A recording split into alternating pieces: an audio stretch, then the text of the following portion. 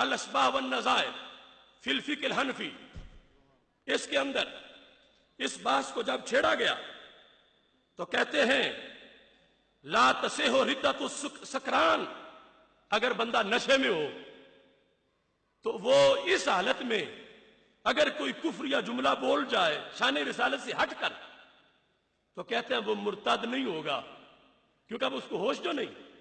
لیکن الا الردۃ بسب النبی صلی اللہ علیہ وسلم، اگر سرکار کے خلاف اس نے کچھ بولا تو یہ نہیں دیکھا جائے گا کہ بھی ہوش تھا.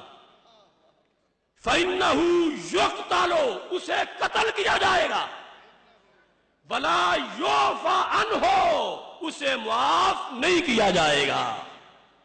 اور ساتھ اس میں یہ لکھا ہے اما من لا تقبل توبته فإنه يقتل كالردة بسب النبي صلی اللہ علیہ وسلم والشیخین کا. یہ ہم پہلے بیان کر رہے ہیں، یہ چونکہ حنفی اصول ہے سارے اس کتاب میں، ہم تخصص میں بھی تخصص فی الفقہ میں پڑھاتے رہے.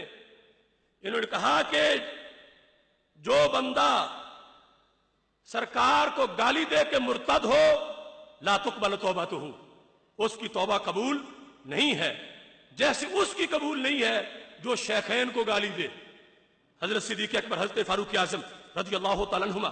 اس کے لحاظ سے بھی انہوں نے اس حقیقت کو لکھا.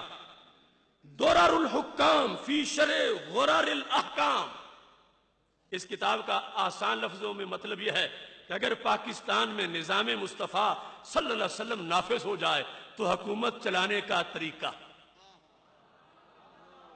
درر الحکام، حاکموں کے لیے خصوصی موتی، فی شرح غرر الاحکام، اس کی دوسری جلد کے اندر نظام مصطفیٰ صلی اللہ علیہ وسلم کے نفاذ کی شکل میں اس حقیقت کو بیان کر دیا گیا.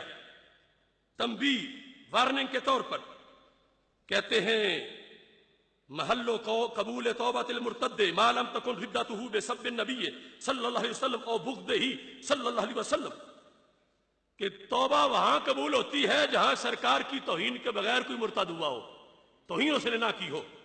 اور اگر سرکار تو عالم صلی اللہ علیہ وسلم کی توہین کر کے یا بغض سے، بغض کا لفظ بھی بولا، جیسے پہلے آیا کہ زبان پہ نہیں لاتا، دل سے بغض رکھتا ہے تو پھر بھی مرتد ہو جاتا ہے. تو کہتے ہیں اس شخص کی توبہ قبول نہیں ہے.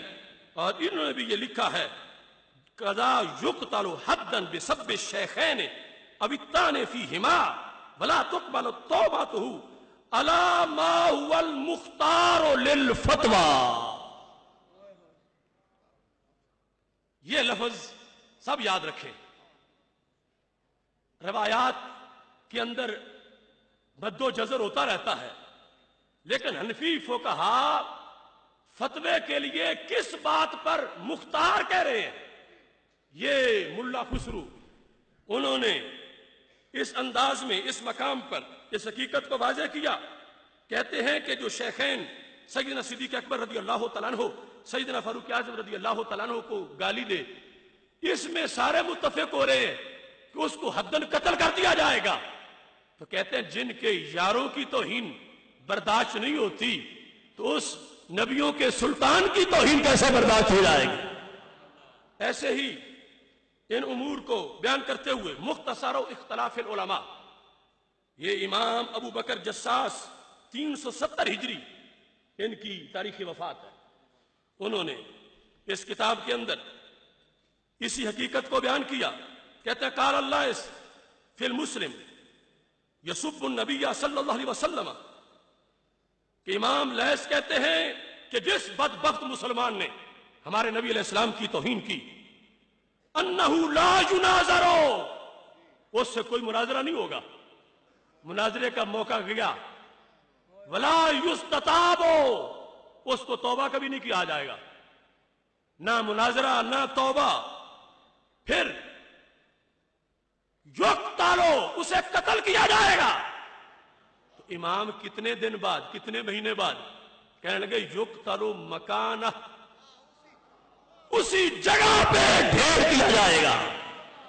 ایسے ہی وَكَذَلِكَ الْيَهُودُ وَالنَّصَارَى، انہوں نے کہا جب ہم مسلمان کو نہیں چھوڑتے تو یہودی کون ہوتا ہے گستاخی کر کے بچ جائے، یا نصرانی کون ہوتا ہے کہ اسے معافی مل جائے؟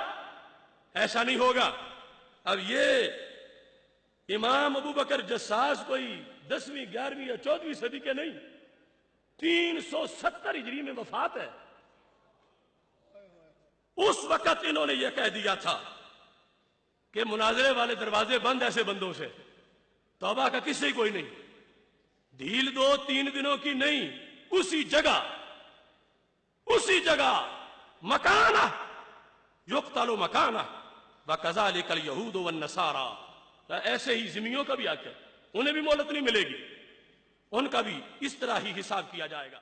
بس بس بس نظام مصطفیٰ چلے گا، بس بس بس نظام مصطفیٰ چلے گا۔